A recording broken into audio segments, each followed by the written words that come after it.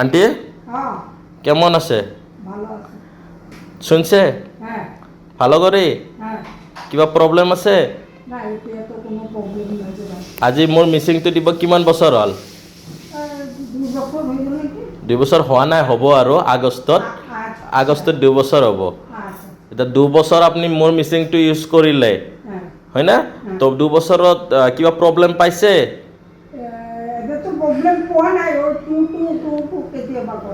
তো কৰিছিল মানে সেইটো প্ৰব্লেমটো ঠিক হৈ গ'ল ন? এটা মিচিংটো সাউন্ডটো মানে হে হৈছিল। এটা কি প্ৰব্লেম পাইছে? এটা শুনি আছে? আগত যেটো কাণত শব্দ হৈছিল আজিকালি হয় না নহয়? নহয়, সেইটো প্ৰব্লেম ঠিক হৈ গৈছে। তো আৰু কি প্ৰব্লেম আছে? কিবা প্ৰব্লেম আছে?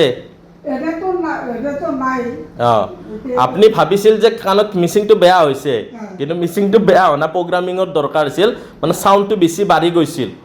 সেই প্ৰব্লেমটো ঠিক হোৱাৰ কাৰণে এতিয়া মানে সাউন্ডটো বেছি লাগে, মানে বেছি এটা আৱাজ ওলাই থাকে কাণৰ এক্সট্ৰা।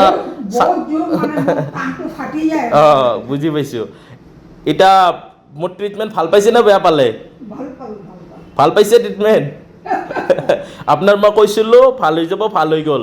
ঠিক আছে। নমস্কাৰ, মই ASLP ডক্টৰ জাহিৰুল ইছলাম, শ্ৰৱণ আৰু বাক্ৰ বিশেষজ্ঞ, consultant audiologist and speech language pathology. আপোনালোকে ভিডিঅ'টো চালে চাগে।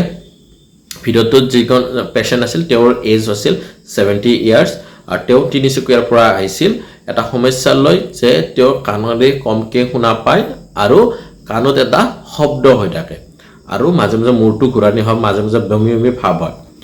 আৰু তেতিয়া সেই অনুযায়ী মই তেতিয়া তেওঁৰ এটা টেষ্ট কৰিলোঁ, অডিঅ'মেট্ৰি টেষ্ট, আৰু কৰি মই তেওঁৰ ডায়েগনচিছ পালোঁ যে bilateral moderately severe sensorineural hearing loss and tinnitus present.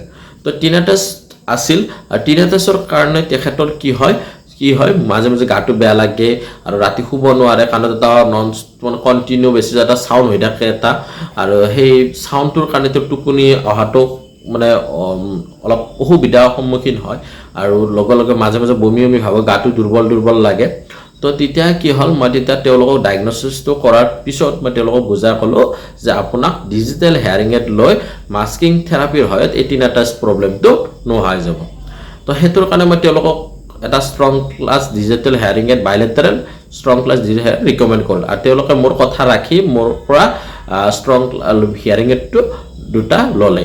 আৰু মই তেওঁলোকক কৈছিলোঁ যে এইটো যদি আপোনালোকে মিনিমাম 8 আৱাৰ্ছ হিয়াৰিং এডটো পিন্ধি থাকে ৰেগুলাৰ, আৰু তাতকৈ বেছি পিন্ধিব পাৰিব, আপোনালোকৰ কাৰণে লাভ। অকল গা ধোৱাৰ টাইমত খুলি থ'ব লাগিব, বা ৰাতি শোৱাৰ টাইমত খুলি থ'ব, বা দুপৰীয়া যদি শুই থাকে তেতিয়া খুলি থ'ব, কিন্তু বাকী আপোনালোকে পিন্ধি থাকিব।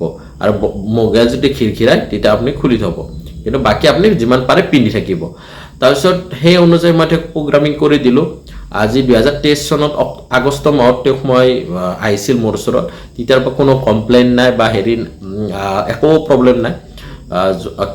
যোৱাকালি মোৰ ওচৰত আহিলে, আহোঁতে তেওঁক মোক ক'লে যে কাণ মিচিংটো কিবা অলপ প্ৰব্লেম হৈছে, চাউণ্ড হৈ থাকে। মই চালোঁ মিচিংটোৰ প্ৰব্লেম নাছিল। মই যেতিয়া চেক কৰিলোঁ, মই তাৰপিছত ক'লোঁ, তাৰপিছত তেওঁৰ ওচৰত গ'লোঁ, আকৌ নতুনকৈ মই তেওঁক প্ৰগ্ৰামিং কৰি দিলোঁ। মোৰ প্ৰগ্ৰামিং কৰি চাই তেওঁক চেকআপ কৰি মই তেওঁক ভলিউমটো কমাই দিব লাগে, কাৰণ কি হয় টিনাটাছ প্ৰব্লেমৰ কাৰণে আগতে কি হৈছিল, প্ৰগ্ৰামিঙত পাৱাৰটো অলপ ভলিউমটো অলপ বেছি আছিল।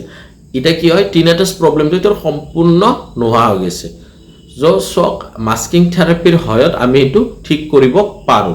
আৰু সেই ডিজিটেল হেয়াৰিং এডত বেনিফিট এইটো এনালগ আৰু ডিজিটেলৰ মাজত ডিফাৰেঞ্চ কি, ডিজিটেল হেয়াৰিং এডটো অকল যে শুনা হোৱা কৰে সেইটো নহয়, আপোনালোকৰ যদি কিছুমান প্ৰব্লেম থাকে সেই প্ৰব্লেম লৈও কিছুমান এডভান্স হেয়াৰিং এড আহি গৈছে এতিয়া, যিটো আমি চাৰ্টিফাইড অডিঅ'লজিষ্ট এজনে দিওঁ, শ্ৰৱণ বিশেষজ্ঞ এজনে।